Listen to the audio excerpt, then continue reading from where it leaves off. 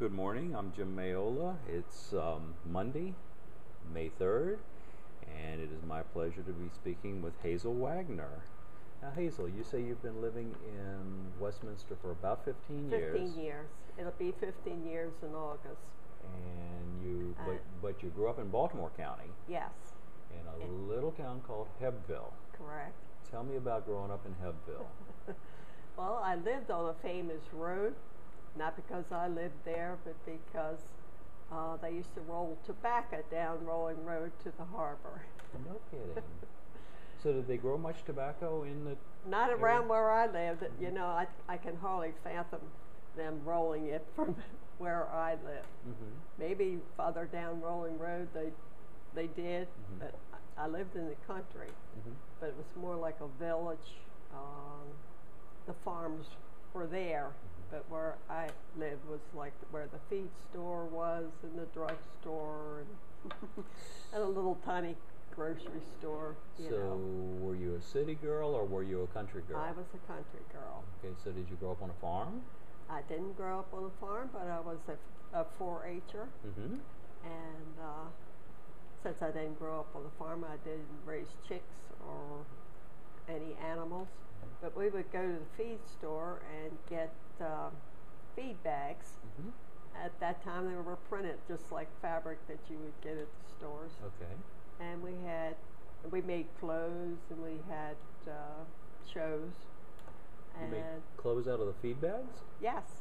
How did you do that?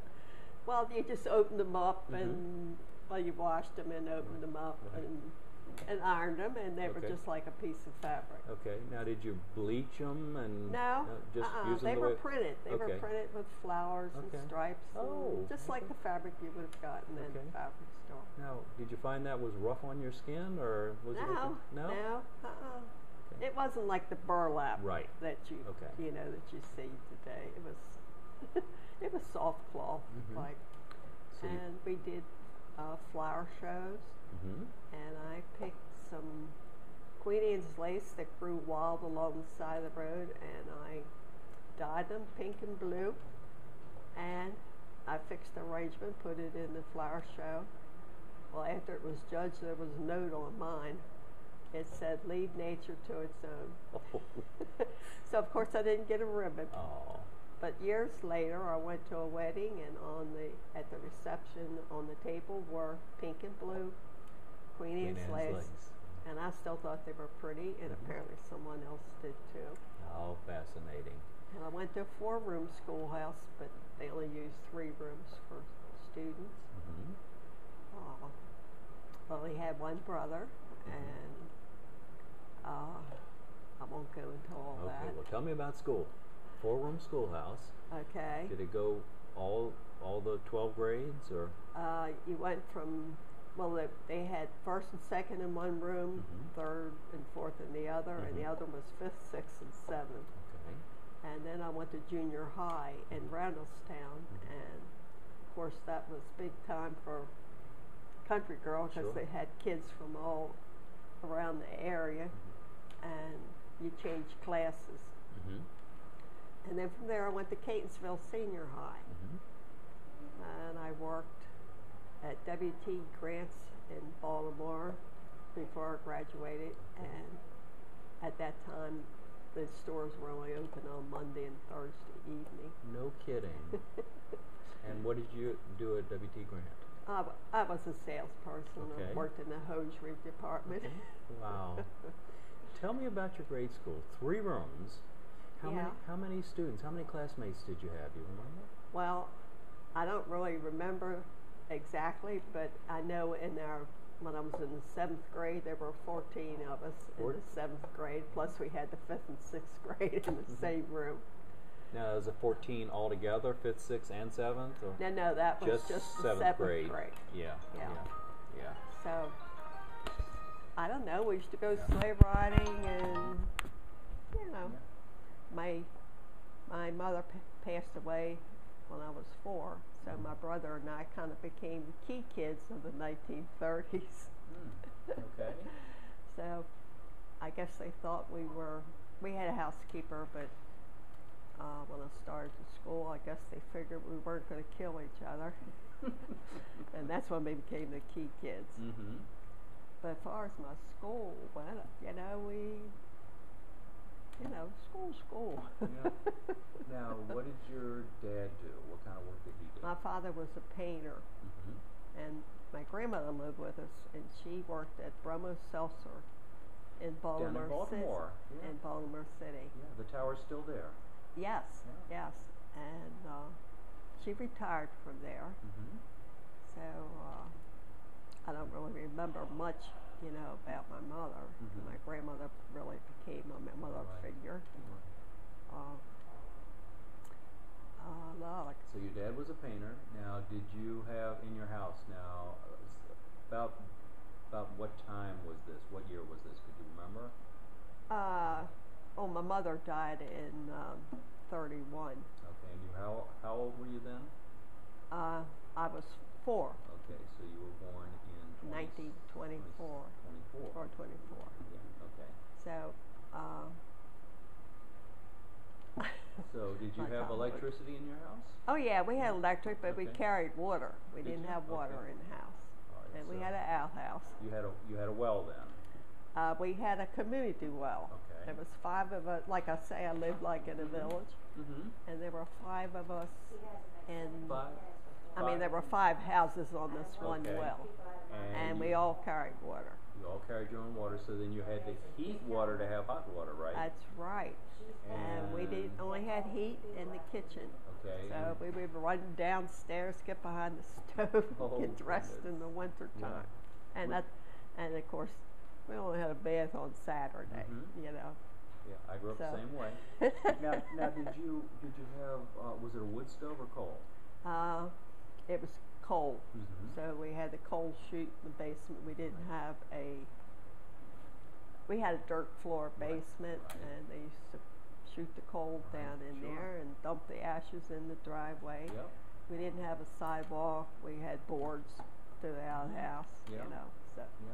very primitive. People don't understand all the comforts anymore, do they? They No, don't. and I would not want to go back if they call them the good old days. What was good about them? That was hard. It was a tough way to live. But we got by. But we didn't know it. Yeah. We didn't know the difference, Yeah. Did you have a telephone? No, we No. didn't have a telephone till after the war started. Okay, this is World War II. Yes. Okay. So we would run, if we needed the phone, and we never needed a phone, but if we did, there was one in the grocery store. Mm-hmm. So and you could always go down and use go that phone if to you needed. there. Yeah. But you got a phone after World War II. Or around Yes. World War II. Yes.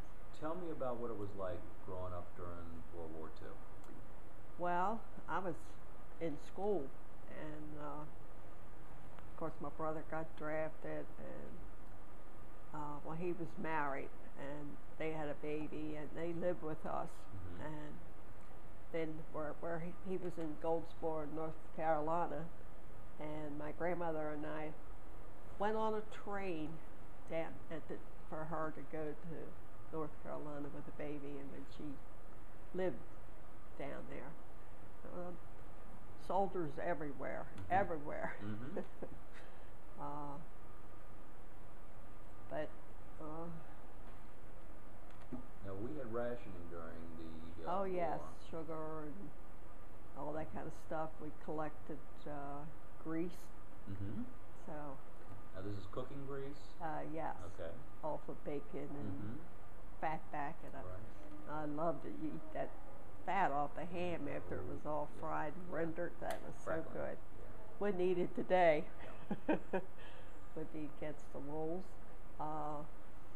We had milk delivery, and your cream would be standing, pop the top off, and the cream standing. In the wintertime. Yeah, Yeah, when it got really cold. yeah. But my aunt had a farm, so when they had plenty of milk, they would give us milk, and we Mhm. drank unpasteurized milk. And you seem to be fine. That's right. Made 85 years. There you go. Now tell me about that cream. When they delivered the milk, if it was really cold outside, if it was below freezing, the milk would actually, the cream would come to the top, and it would pop the top off, and the cream would be sitting right on top. That's right. That was the original ice cream, wasn't it? Yes. Now, did you? We never had ice cream and candy because we had a refrigerator, or I guess not ice box, Right. where you put the thing in the window and for the ice man to tell, so you tell him how much, and put the ice in the top of the refrigerator or the ice box. But if you forgot to empty the water, it would flood. get all over the floor. That's right. Some people used to put their ice boxes out on the porch and drill a hole. Well, that's where ours was, but we didn't have the hole. Yeah. But we had it enclosed back porch. So you had ice delivery every day? No, I think that was just a couple times a week. Times a week. Yeah. And milk delivery? Yeah, and I don't remember. Yeah. We had Rice's Bakery, and they would deliver bread. Did the milkman bring eggs too? That I don't recall. We probably bought eggs local, you know what I mean, since we were country. Yeah. But and mail delivery to the door? Oh yes. Okay. Yes. All right. What was your favorite store? My favorite store at that time was probably the little grocery store because they had candy. But I don't know if I had money to buy candy. But I guess that would be it, and it was close. You know. And what did you do for entertainment? We entertained ourselves because we never went anywhere. Or since my father was single at the time, and he had a babysitter and my grandmother, so he kind of socialized. So we stayed home a lot, and he would take us like the Bay Shore once in the summertime. That was a big treat. Now, what's at Bay Shore? I don't remember where that was, but it was on the Chesapeake, I guess. Yeah. I imagine. So Or maybe it wasn't, I don't know. So you went to the beach? Yes. Okay. Yeah. That was a big day. I mean, it was. You look forward to that. Okay. And if it rained in the summertime, we'd go out and splash in the water that was, alongside the road. Now, did you have a radio? We had a radio. Okay, so you listened to radio shows at night? Oh, yeah.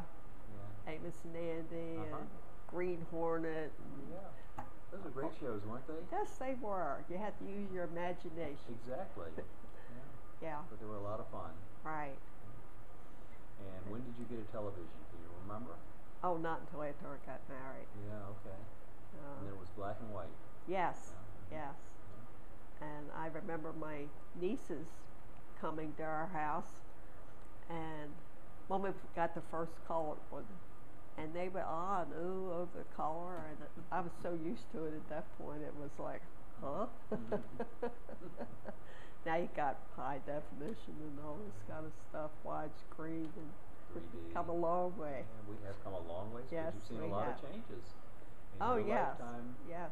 Telephones, radio, television, computers. Yes. Cell Oh phones? yeah, computers, and I'm out of that. I'm out of that. I don't have a computer. That's okay.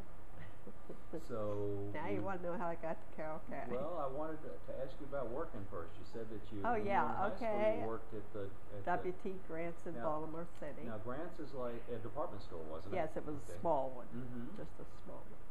It's almost like, well, I guess, not like Walmart so much, but Like it was a Woolworths. small Yeah. clothing. We had clothes. I don't remember having furniture and all that kind of stuff. And when I graduated, I worked for Bethlehem Steel, not at the shipyard, but I worked at Pier 5 Pratt Street. And what did you do?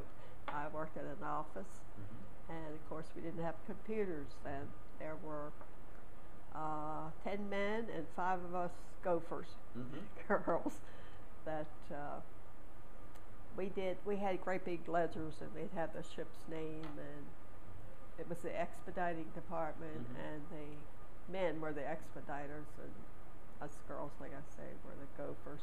And you kept all the records. Yes, and sometimes we weren't busy, but we had to look busy. So I used to keep a book in my top drawer and kind of read, and with pen in hand and with a big ledger.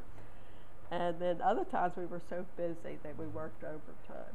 Hazel, you still lived in Baltimore County then, Yes, and you were working in Baltimore City. correct. So I rode 2 streetcars Okay.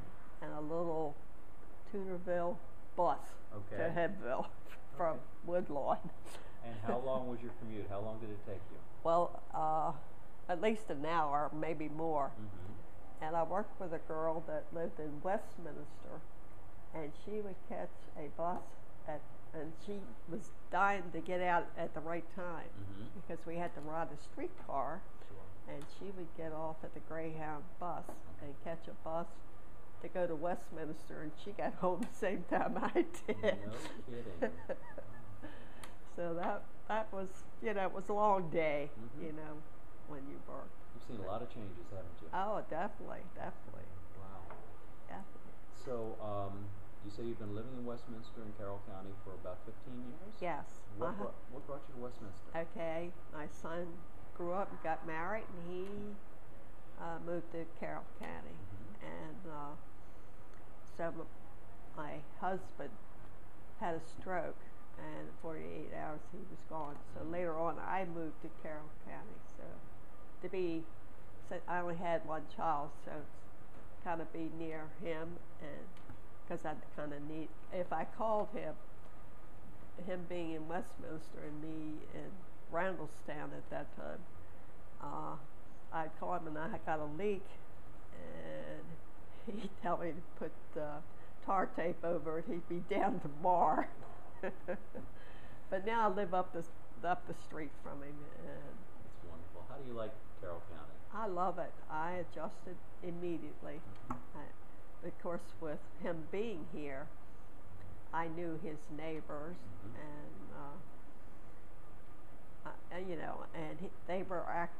they are active at the fire department. So we would come up for, when they had 2 boys, and when they had Halloween and stuff like that, they had all the stuff going on at the firehouse. Yeah. So my husband and I would come up for that, and when the kids were in things at church, we'd come up, to see them perform at church. And Now, this is the Westminster Volunteer Fire Department? no, this was Pleasant Valley. Pleasant Valley. So I don't really live in Westminster. Right. I live in Frizzlburg, which Okay. is close to Pleasant I know Valley. exactly where that is. I live But in since I have Westminster Post Office, I just say Westminster and covers everything. Now, Pleasant Valley really is pleasant, isn't it? Yes. It's I like it. Lovely area. Yes. So I go to church there in Pleasant Valley. Does it remind you of growing up in Baltimore County? Pretty much. I have Bulgers, if you heard. Well, you know Bulgers. So I live near Bulgers Farm. Yep. So of course they farm any ground that they can find in the area. Sure. So we're kind of surrounded, and again I live like at kind of villagey type, I have a small home, which is perfect, for me. My grandson got married Saturday It's wonderful.